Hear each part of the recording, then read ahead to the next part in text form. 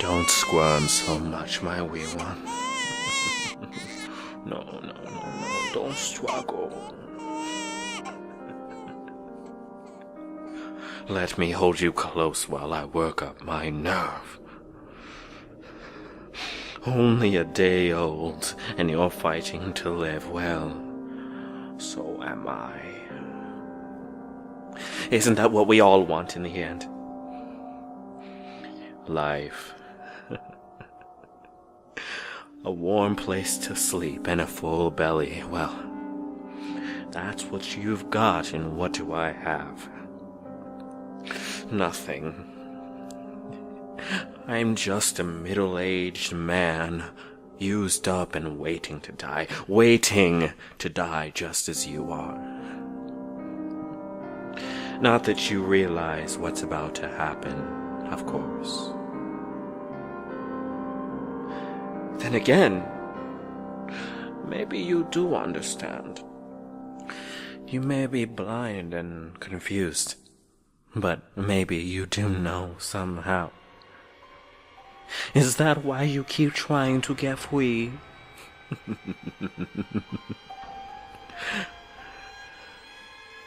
This is all because of Eve. We'd known each other since college.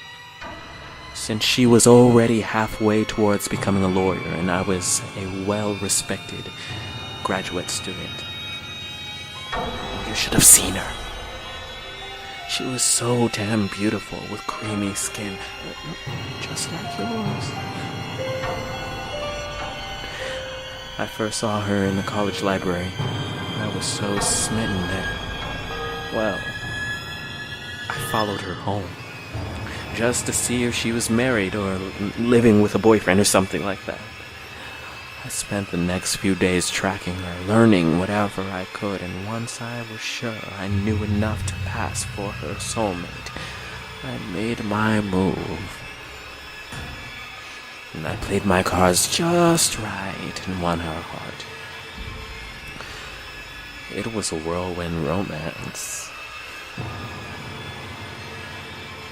That kind of thing that you'll never know, my wee one. Maybe that's just as well. Maybe you'd thank me for sparing you the heartbreak. Even now, I don't know what went wrong. Was I too agreeable? Too clingy? It doesn't matter. She found someone else. The breakup was an ugly thing. Uglier than you, my wee one. She tried to be gentle. She told me that we could still be friends, but I was so angry. I said terrible things, but in the end I took her up on her offer of friendship and hoped she might come to her senses.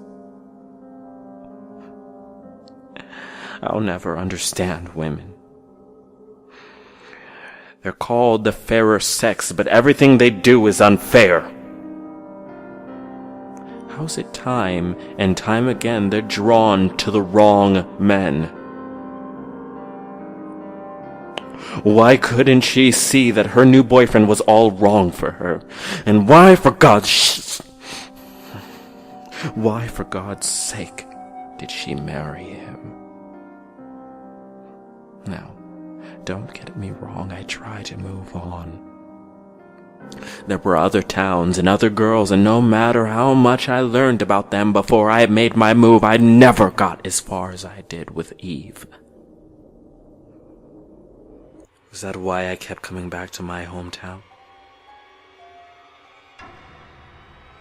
Was that why I stayed her friend, even though the sight of that ring on her finger left my skull pounding with rage? Calm down, my wee one. I might drop you if you keep struggling, so...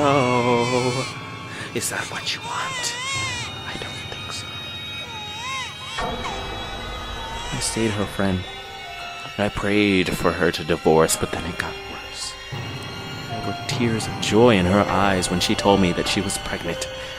Oh, I smiled at the news, but in the back of my mind I was calling her a bitch. She never cried for me, but she had a fountain of tears for a baby that wasn't even born yet. A baby that at this point was just a lump of cells, no more than a tumor. You know, some say that life begins at conception, but I don't think it begins until you have your first real thought. Until then, you're just a thing that eats and crawls mindlessly.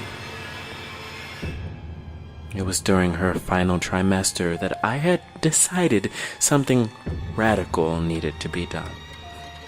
I would steal her little baby and I would keep it away until she promised to leave her husband and love me forever. We would raise the child together, even though it was another man's. I was going to raise it as my own. Thanks to things like email and her husband's Facebook page, I knew when Eve started to go into labor. I waited about 24 hours and then made my move.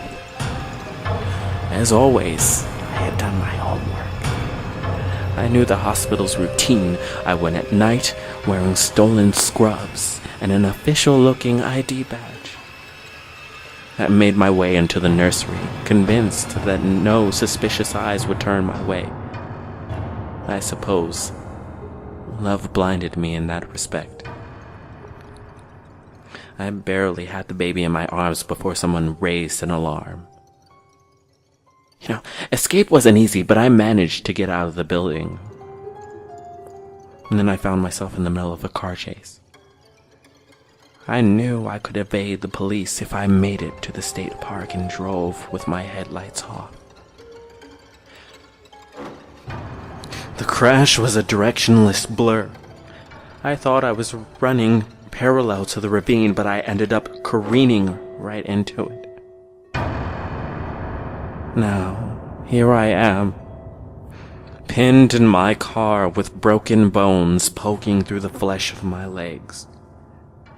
I had dared everything and I came away empty-handed. Doubtlessly, Eve and her husband are cooing over their baby and cursing me for what I'm not sure why no one has found me yet. I mean, they must be looking. It's been 2 days and I'm still here waiting alone.